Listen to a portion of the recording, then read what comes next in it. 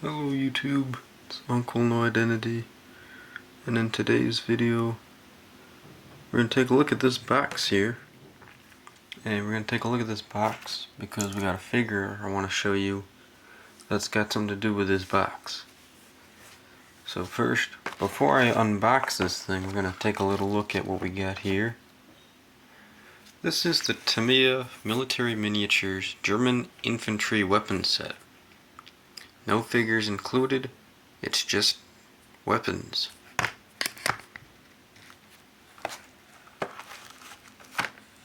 $5.50 picked up at my local hobby store. We have MP40 and 2 pistols.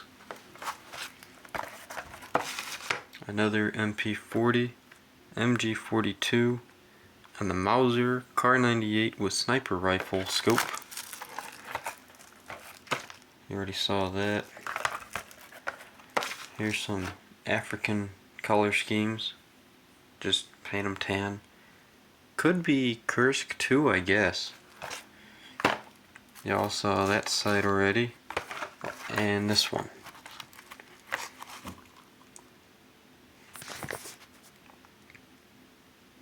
Okay, so before we crack that box open, I want to take a look at a figure over here.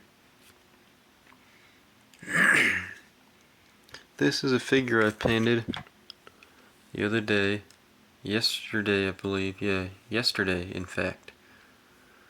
This figure came with the Tamiya 1/35 scale Panzer II. Yes, this Panzer II. The cute, tiny Panzer II. This kit dates back to the year 1971. I do not currently have the box with me. I have no idea where on the face of the earth it might be, but I'm telling you, this kit is from 1971. We have this figure, this figure, this figure, and that figure who is missing an arm. And finally, in the kit, you would have a commander figure for the tank, which I do not have on hand with me right now, but that's okay. So we're gonna push these guys aside, and we're gonna focus on the one figure I have here in front of us. Down here, we have some accessories for the figure, including the ammunition box he would be carrying, his mess tin, a duffel bag, a sleeping pouch, a water canteen, and gas mask. You'll notice he's missing something. Where's his machine gun? Okay, well I have this one, but that's an MG42, and this came off a Stug 4 kit, so I'm not going to be using that. Instead, I'll be using what's in this box and pulling out an MG34. But before we get into that, I'm going to take a look at the figure here and show you what I've done. If we study his face, we'll see kind of, it's a bit terrifying to look at on screen. A little better looking in person though. Yeah, too dark. Here we go. That's about good enough as we're gonna get. So even though this is a 1971 mold, and as we know, the older the molds, generally the worse the figures will look. Well, this one actually didn't turn out too bad. I say that's pretty nice of a face. Those eyes are probably a bit too big, but oh well. He's wearing an African uniform of a green top, khaki shorts, and his socks are a mix of uniform gray and German gray, just to give him a darker green. Unfortunately, you will notice this sink mark here has been left in the sock and his leg. That's kind of out of my my technical expertise. There you go. He has on him right now a non-collapsible shovel with his bayonet, a pair of Car 98 magazine pouches. Pair? He has 6 magazine carriers. I'm not sure if 3 is one pouch per se, if they're all integrated or if they're actually separate, but mold-wise they're 2 molds. So I'm going to say a pair of ammunition supplies. Like I said, I've got those bits and pieces down here to put on the figure. I just need to know how I'm going to put them on. Should I do the classic stack 'em, or like one of my other figures where I kind of keep everything on the belt line? I don't have a figure on me with that, but I think I showed you a figure in the past. Maybe not. I'll show you one of those eventually. Here's the commander again. Everything's stacked up. His map case, water, pistol, binoculars. But anyway, let's do a comparison real quick. Look at this figure. You really can't tell any details. I mean, this is a bad painting. And this is one of my earlier attempts at figure painting. If I stripped the paint, I could probably do another paint job. His tan uniform doesn't look bad. All I need to do is some highlights and shadows. Might need to do a touch up on the belts. I don't know if they should be brown or black or what color they should be.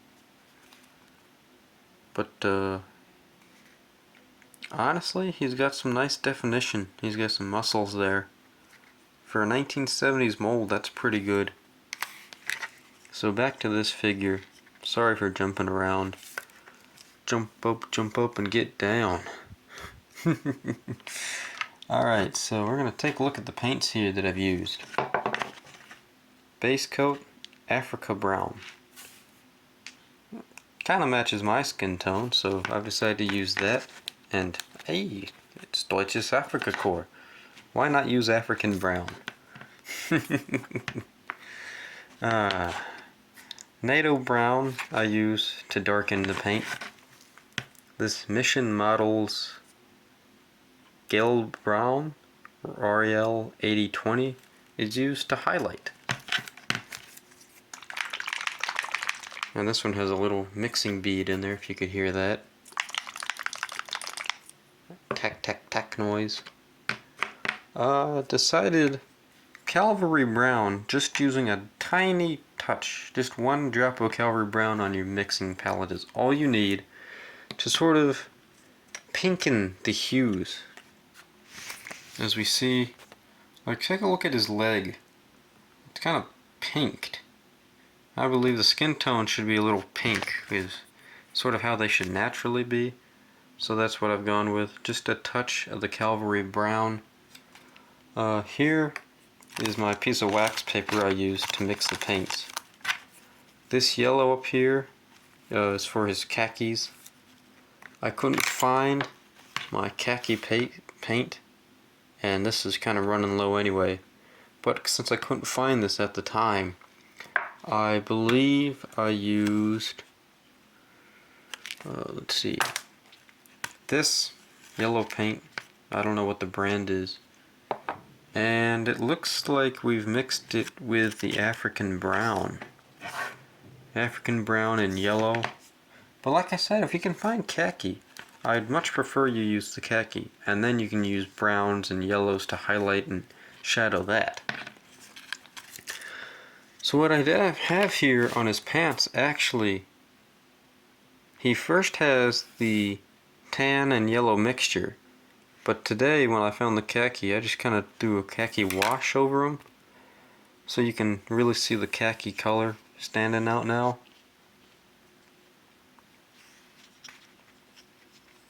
But yeah, that's that. Here is my sponge, wet sponge on a little palette. I really like these wet palettes. They're really nice. They let the paint stay wet longer. This black paint here is just finally dried after being put on the palette since 2 days ago. Alright, I'm up to 10 minutes now, according to my counter. Gotta see what else I gotta do before the thing times out on me.